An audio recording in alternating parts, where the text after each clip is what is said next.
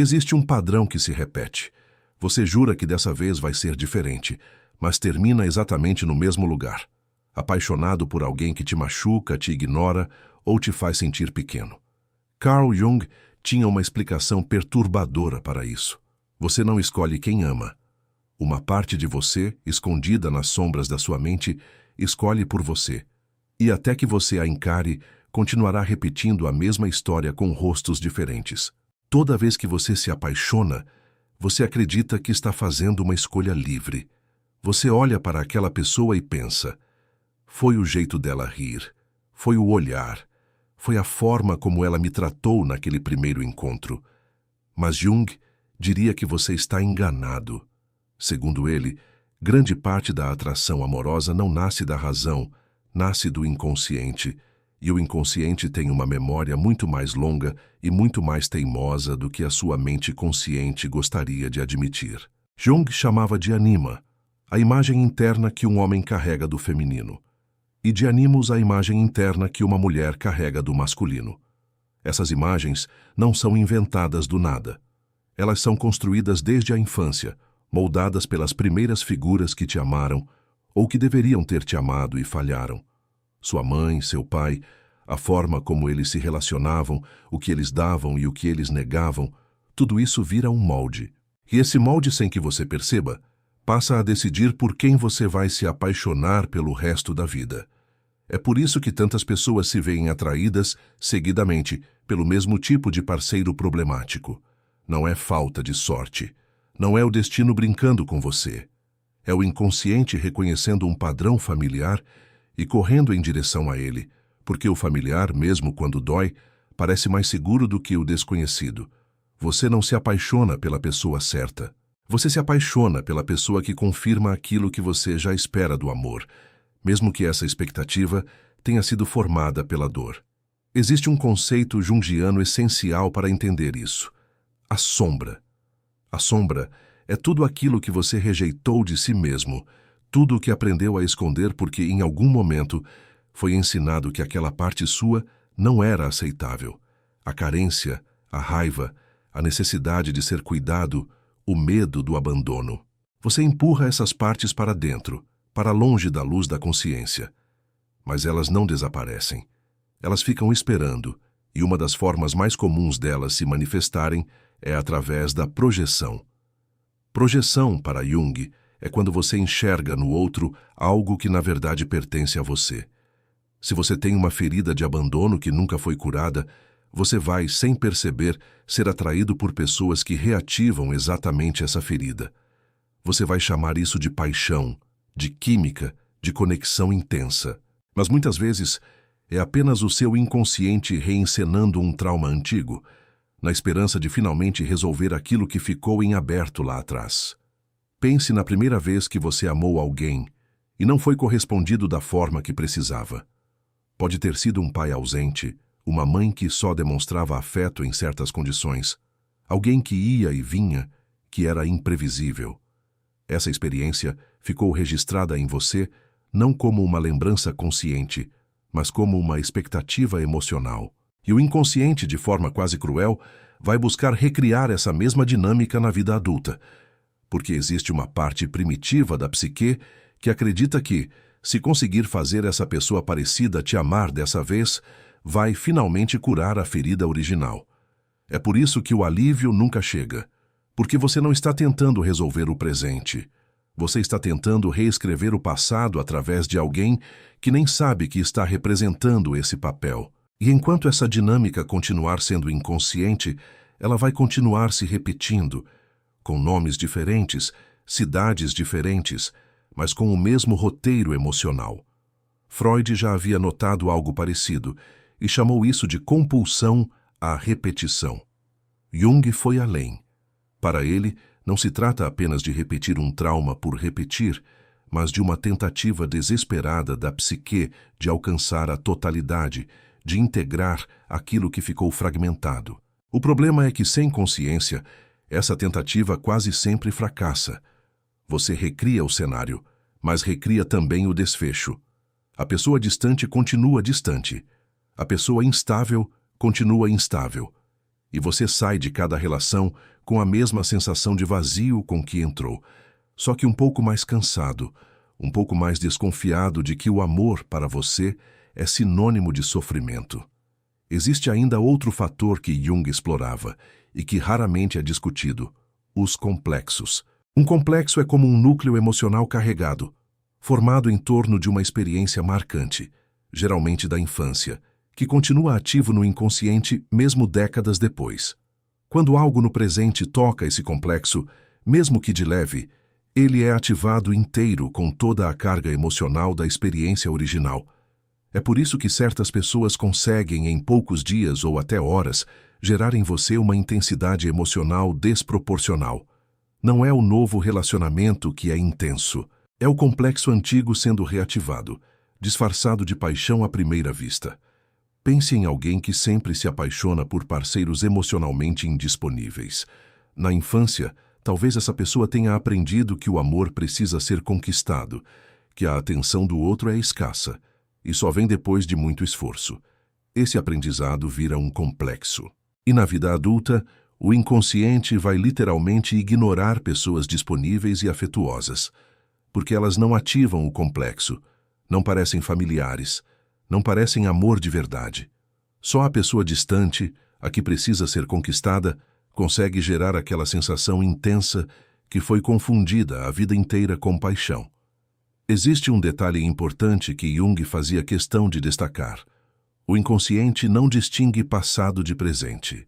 Para a parte mais primitiva da sua psique, a ferida de rejeição que você sentiu aos 7 anos ainda está acontecendo agora, hoje, nesta relação.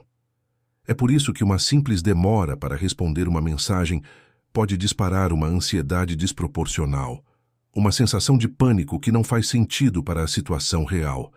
Não é a mensagem que está sendo processada, é o complexo antigo, a memória emocional de ter sido esquecido, ignorado ou deixado de lado, sendo revivida como se fosse a primeira vez. Isso explica por que tantas pessoas inteligentes, conscientes, que já leram sobre esse assunto e sabem racionalmente o que está acontecendo, ainda assim continuam presas ao mesmo padrão. Saber intelectualmente não é o mesmo que integrar.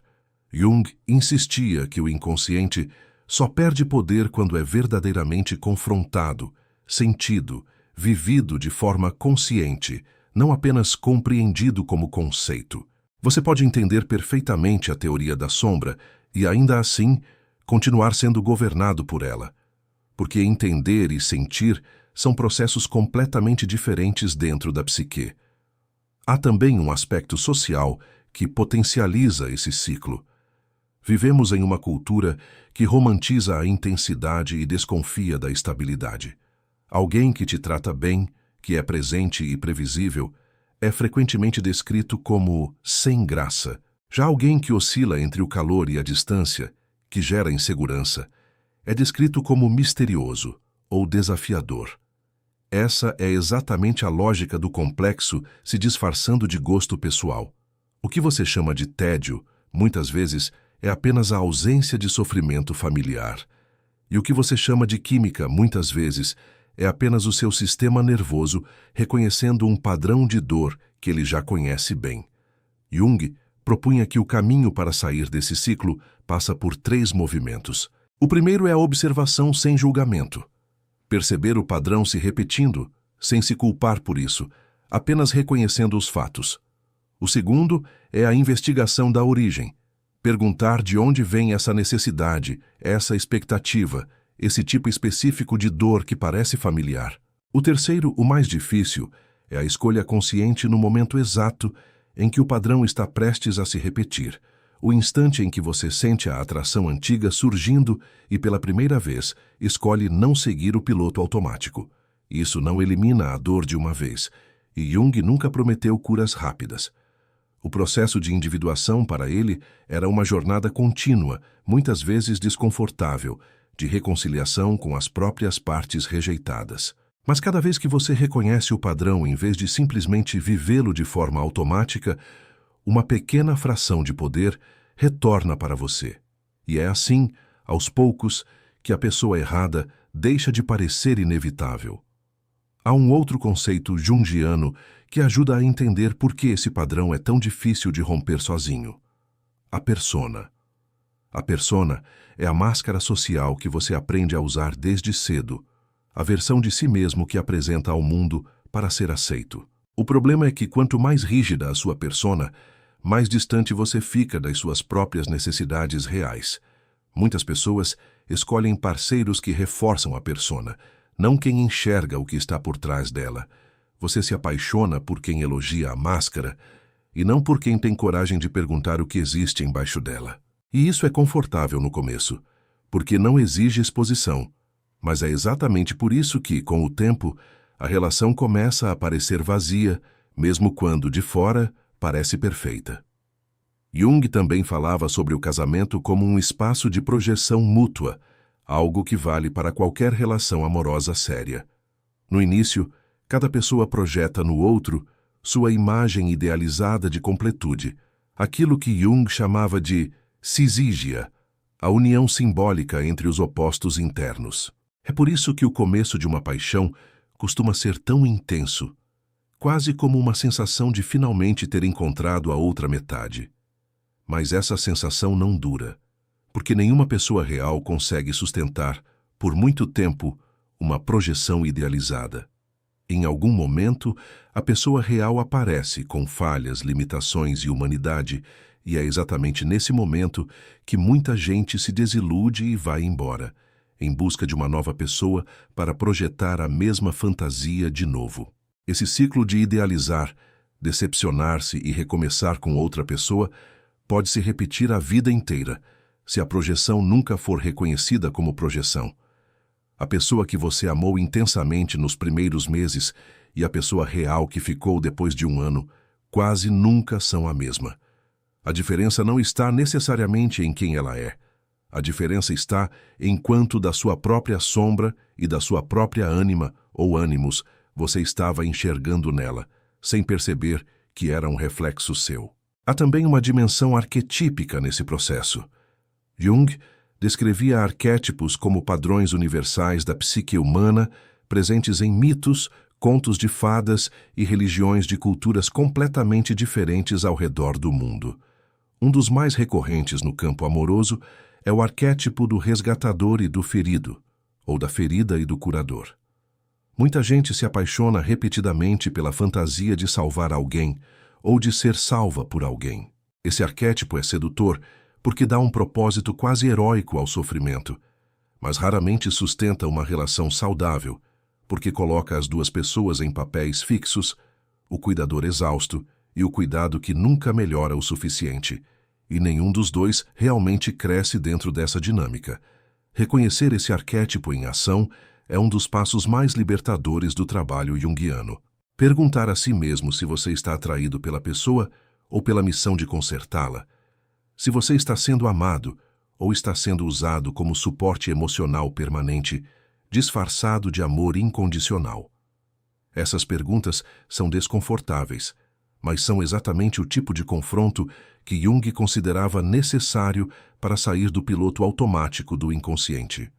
Existe também um ponto sobre a diferença entre atração e compatibilidade que Jung ajudava a esclarecer, mesmo sem usar esses termos modernos. A atração intensa, aquela sensação de faísca imediata, muitas vezes é o sinal mais claro de que um complexo antigo foi ativado, não necessariamente de que existe compatibilidade real. Já a compatibilidade verdadeira, a que sustenta uma relação ao longo dos anos, costuma parecer mais silenciosa no início, mais parecida com segurança do que com euforia. E como fomos condicionados a associar amor com intensidade, tendemos a descartar exatamente as pessoas que poderiam nos oferecer uma relação saudável, por parecerem à primeira vista insuficientemente emocionantes. Jung acreditava que aquilo que não se torna consciente aparece na sua vida como destino. Você pode não saber por que se apaixona sempre pelo mesmo tipo de pessoa, mas isso não significa que não exista um padrão claro guiando suas escolhas. O trabalho de individuação, um dos conceitos centrais da psicologia junguiana, é justamente o processo de trazer essas partes escondidas para a luz. É reconhecer sua sombra, entender sua ânima ou seu ânimos, perceber quais feridas antigas ainda estão pedindo para serem repetidas. Isso não significa que você é condenado a repetir os mesmos erros para sempre. Significa que, enquanto essas dinâmicas permanecerem inconscientes, elas continuarão no controle. O primeiro passo não é procurar mudar o tipo de pessoa por quem você se apaixona. É olhar para dentro e perguntar: que ferida antiga estou tentando curar através desse amor? Que padrão da minha infância estou recriando sem perceber? Só quando você começa a enxergar esse mecanismo é que ele perde parte do seu poder automático sobre você. Você não deixa de sentir atração, mas passa a poder escolher com mais consciência se vai seguir esse chamado antigo ou se vai, pela primeira vez, romper o ciclo. E é exatamente aí, nesse instante de reconhecimento, que a psicologia de Jung deixa de ser teoria e se torna um caminho real de transformação. Porque entender a sua sombra não é um exercício intelectual. É o começo de parar de se apaixonar pela dor disfarçada de amor. Talvez a pergunta nunca tenha sido por que você escolhe errado. Talvez a pergunta certa seja: o que dentro de você ainda acredita que não merece ser amado sem precisar sofrer por isso? Jung dizia que não olhamos para fora quando amamos. Olhamos para dentro através do outro, como quem olha um espelho e chama de destino aquilo que, na verdade, é apenas um reflexo ainda não reconhecido. E é só quando você finalmente encara esse reflexo de frente que o padrão começa, pela primeira vez, a perder a força.